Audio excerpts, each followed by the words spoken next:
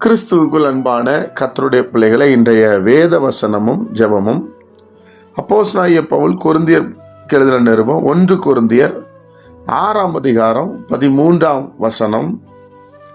வயிற்றுக்கு போஜனமும் போஜனத்துக்கு வயிறும் ஏற்கும், ஆனாலும் தேவன் இதையும் அதையும் அழிய பண்ணுவார்.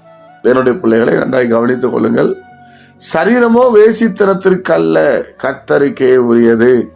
கர்த்தரும் சரீரத்துக்கு உரியவர். தேவனுடைய பிள்ளைகளே, வெறும் ஆத்மாவுக்கு மாத்திரம் தெய்வம் அல்ல கர்த்தர், சரீரத்துக்கும் அவர் தான் தெய்வம்.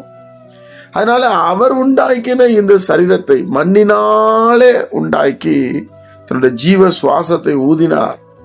அப்ப இந்த சரீரத்தை உண்டாக்கிறவர் கர்த்தர், இந்த சரீரம் கர்த்தருக்குரியது. அதனால இந்த சரீரத்தை வேசித்தனத்திற்கு நம்ம யூஸ் பண்ணக்கூடாது தேவனுடைய பிள்ளைகள். அது மாத்திரமல்ல, சரீரத்திலே தேவையில்லாத கீறல்கள், பச்சை குத்துவது, தேவன் உண்டாக்கிய அந்த அழகான சரீரத்தை நாம் தேவையில்லாத எதையும் பூசி கெடுத்து கொள்ளக்கூடாது. அப்படிதான் அர்த்தம். அது இந்த சரீரத்துக்கு அதிகாரி கர்த்தர். அப்ப இந்த சரீரத்துல ஒரு காரியம் செய்ய வேண்டும் என்று சொன்னால் நீங்க கர்த்தரை தான் கேட்கணும். ஆண்டவரே, இதை நான் செய்யலாமா வேண்டாமா என்று சொல்லி.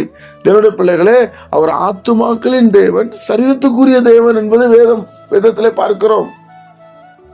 இப்படித்தான் செயல்படணும், இப்படித்தான் செய்யணும், இப்படித்தான் இந்த சரீரம் இருக்கணும் என்பதை அவர் வரையறுத்து வைத்திருக்கிறார். அதனால தேவனுடைய பிள்ளைகளாகிய நாம், கர்த்தரை அறிந்த பிள்ளைகள் நாம், இந்த சரீரத்திலே வேதம் சொல்லாத எதையுமே நாம் செய்யக்கூடாது. பச்சை குத்தாதன்னு சொல்றாரு, குத்தக்கூடாது. கர்த்தருடைய பிள்ளைகள், என்னுடைய பிள்ளைகளை, இன்றைக்கு நாம் என்னென்னமோ செய்கிறோம் தேவன் உண்டாக்கினதை, அதெல்லாவற்றையும் விட்டுவிட வேண்டும். இந்த சரீரம் எனக்குரியது அல்ல, இது கர்த்தருக்குரியது. இன்றைக்கு நீங்க ஆண்டவராகிய இயேசு கிறிஸ்துவை ஏற்றுக்கொண்டு ரட்சிக்கப்பட்டு அன்றைய பிள்ளைகளே அவருடைய பிள்ளைகளாய் மாறிவிட்டீர்களோ, அது இந்த சரீரம் அவருக்குரியதாய் மாறுகிறது. அவர் தான் இந்த சரீரத்தை பேணி காக்கிறார். இந்த சரீரத்தில் உள்ள வியாதியை மாற்றுகிறார், சருமத்தை மாற்றுகிறார், எல்லாவற்றையும் மாற்றுகிறார். இந்த சரீரத்தில் ஒரு பிரச்சனை என்றால் இயேசுதான் சுகம் கொடுக்கிறார். டாக்டர் கொடுக்கிற சுகம் நிரந்தரம் இல்லை பிரியமானவர்களே, காலம் பூரா மாத்திரை போட்டு இருக்கணும். ஆனா இயேசு கிறிஸ்து சுகமாக்குகிறார்.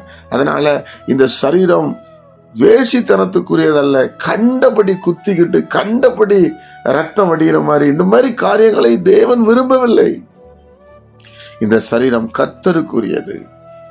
நமக்காக அவர் உயிரை கொடுத்திருக்கிறார். அதனால நம்ம இந்த சரீரத்தை நம்ம அழகாய் வைத்திருப்பதுதான் அவர் விரும்புவார் பிரியமானவர்களே. அதனால அதை புரிஞ்சு நாம் செயல்படுவோம். இது தேவனுக்குரிய சரீரம். ஒவ்வொரு நாளும் இதை கைப்பிடி சொல்லுங்க, ஏசப்பா, இந்த கை, கால், நரம்பு, எலும்பு, தலை, சரீரம் எல்லாம் உமக்குரியது சொல்லிட்டு போங்க. சரீரத்தை அவர் பாதுகாப்பார். ஜெபிப்போமா?